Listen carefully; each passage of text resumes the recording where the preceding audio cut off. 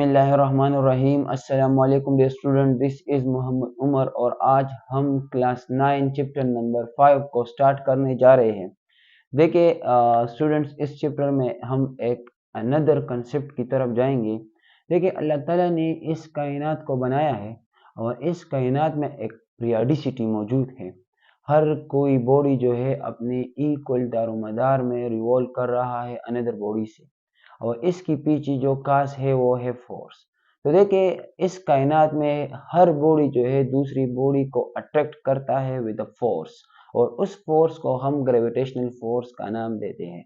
लेकिन ये बेसिकली बहुत ज़्यादा weakest force of the universe है। इसी वजह से हम इनको स्मॉलर बॉडीज में जो है उनको बेसिकली, अगर आप क्वेश्चन में ये आपके जहन में ये क्वेश्चन अराइज होता है कि हम तो अगर हम कोई वॉक करते हैं या कोई दूसरी हैवी बॉडीज के करीब होते हैं, कोई पहाड़ों के करीब होते हैं, तो वो तो हमको अट्रैक्ट नहीं करता, क्योंकि ये weakest force of the universe है। ये हमारे पास हर टू बॉडीज के दरमियान अराइज होता है। लेकिन जितना इन बॉडीज की मैग्नीट्यूड ज़्यादा होगी उतना उस फोर्स की मैग्नीट्यूड ज़्यादा होगी। तो हमारे basically law of universal gravitation Newton ने हमको ये बताया है कि इस कायनात में हर हैवी बॉडी दूसरी बॉडी को अट्रैक्ट करती है विद द फोर्स, और ये फोर्स की वजह से इन दोनों बॉडीज एक दूसरे को अट्रैक्ट करती है, और ये फोर्स हमेशा अट्रैक्टिव इन नेचर होगा, रिपल्सिव इन नेचर नहीं होगा। तो ये कभी कभार एमसीक्यूज में भी आता है कि gravitational forces are attractive in nature. तो ये जो फोर्स अराइज होता है बिटवीन टू बॉडीज, ये product of their masses, magnitude of their masses पे डिपेंड कर रहा हो। जितना एक दो बॉडीज की मैग्नीट्यूड मासेस जो है इनकी मैग्नीट्यूड ज्यादा होगी, उतना इसके माबैन जो है मास फोर्स ज्यादा अराइज होगा। और दूसरा ये कि इसकी सेपरेशन पे डिपेंड करता है। जितना टू बॉडीज एक दूसरे से दूर जाएगी उतना इनके दरमियान जो फोर्स, ग्रेविटेशनल फोर्स अराइज होगा वो कम। तो देखिए इसकी हिस्टोरिकल बैकग्राउंड कि this law was presented by sir Isaac Newton, जो कि इनकी ये पैदाइश का साल है 1642 में पैदा हुआ है, और 1727 में ये बेसिकली डाइड हुआ है इसका। लेकिन ये जो लॉ है इसने इनको प्रेजेंट किया था 1687 में in his book Principia Mathematica. तो देखिए इस लॉ की स्टेटमेंट क्या है, कि इस लॉ की स्टेटमेंट ये है अकॉर्डिंग टू न्यूटन कि Newton law of universal gravitational state that every particles, yeah, every body in a universe attract another particles या another bodies with a force। और ये फोर्स जो है ये हमारे पास टू स्टेटमेंट्स पे हम उनको बात करेंगे कि यो एक तो ये कि ये फोर्स जो अराइज होता है ये प्रोडक्ट ऑफ देयर मासेस पे डिपेंड कर रहा होगा, और स्क्वायर ऑफ सेपरेशन पे बेसिकली डिपेंड कर रहा होगा। तो बेसिकली मीन दैट कि that is proportional to the product of their masses and inversely proportional to square of separation between them। इसको हम डायग्रामेटिकली देखते हैं कि क्या है, मतलब क्या है इसका। लेट सपोज हमारे पास टू बॉडीज हैं, ए है हमारे पास बॉडी M1 और दूसरा हमारे पास बॉडी है बॉडी M2। तो इस बॉडी M1 और बॉडी M2 के दरमियान एक फोर्स अराइज होगा, और इसी फोर्स को हम ग्रेविटेशनल फोर्स का नाम देंगे।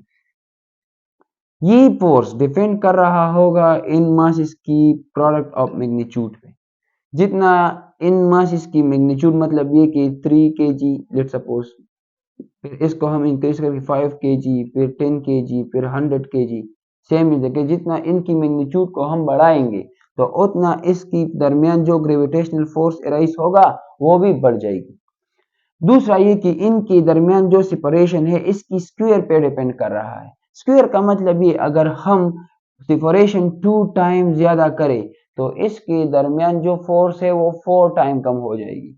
अगर हम इनको 3 टाइम जो है इसके दरमियान सेपरेशन ज्यादा करें तो फिर फोर्स कितना कम, 9 टाइम। अगर सेपरेशन 4 टाइम कम करें, 4 टाइम ज्यादा करें तो फिर इसके दरमियान फोर्स कितना कम, 16 टाइम। तो ये आपने याद करना है। तो अब इस स्टेटमेंट को हमने मैथमेटिकली लिखना है कि F G gravitational force directly proportional to product of their masses m1 and m2 and inversely proportional to square of separation between them। इनके दरमियान जो सेपरेशन है उस पे भी डिपेंड कर रहा है इनवर्स। तो अगर हम दोनों को कंपेयर करें तो इससे आ जाएगा m1 m2 divide by are square.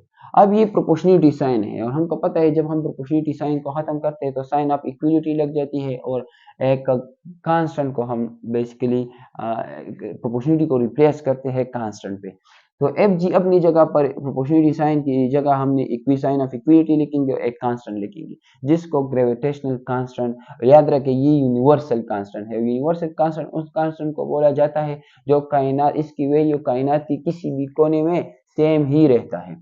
तो G इक्वल टू G मतलब gravitational constant m1 m2 divide by r square. G जो है ये हमारे पास ग्रेविटेशनल कांस्टेंट है और ये जो हमारे पास वैल्यू है 6.67 मल्टीप्लाई 10 पावर माइनस 11, तो ये इसकी वैल्यू है और इसकी यूनिट हमारे पास है न्यूटन मीटर स्क्वायर पर केजी स्क्वायर। ये कैसे आता है देखिए, हमारे पास फोर्स की जो यूनिट है यहाँ पर हम लिखेंगे, हमारे पास जो फोर्स की यूनिट है वो है newton equal to G, M है, एम की वैल्यू जो है यूनिट है kg, kg mean kg square divide by R है तो आर की यूनिट ऑलरेडी बेसिकली मीटर है तो मीटर स्क्वायर, तो ये डिवाइड है इक्विलिटी की उस पर जाके न्यूटन मीटर स्क्वायर हो जाएगा इक्वल टू जी के जी स्क्वायर। अब इस के जी स्क्वायर को इक्विलिटी की उस पर जाके तो ये डिवाइड हो जाएगा, तो न्यूटन मीटर स्क्वायर पर के जी स्क्वायर इक्वल टू जी।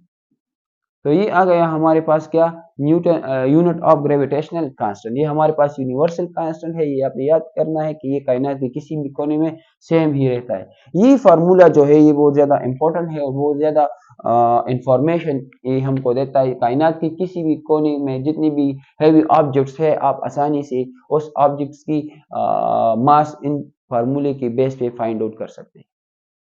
तो देखिए हाँ, आगे जाके जितनी भी प्रॉब्लम्स और न्यूमेरिकल होगी हम इन पे फिर जो है इसी प्रॉब्लम का सहारा, इसी फार्मूले का सहारा लेके उन प्रॉब्लम को सोल्व करेंगे। फिर याद रखिए कुछ पॉइंट्स जो कि बहुत ज्यादा इंपॉर्टेंट है, इससे बहुत ज्यादा लोग जो है फेमिलियर नहीं होते इन पॉइंट से।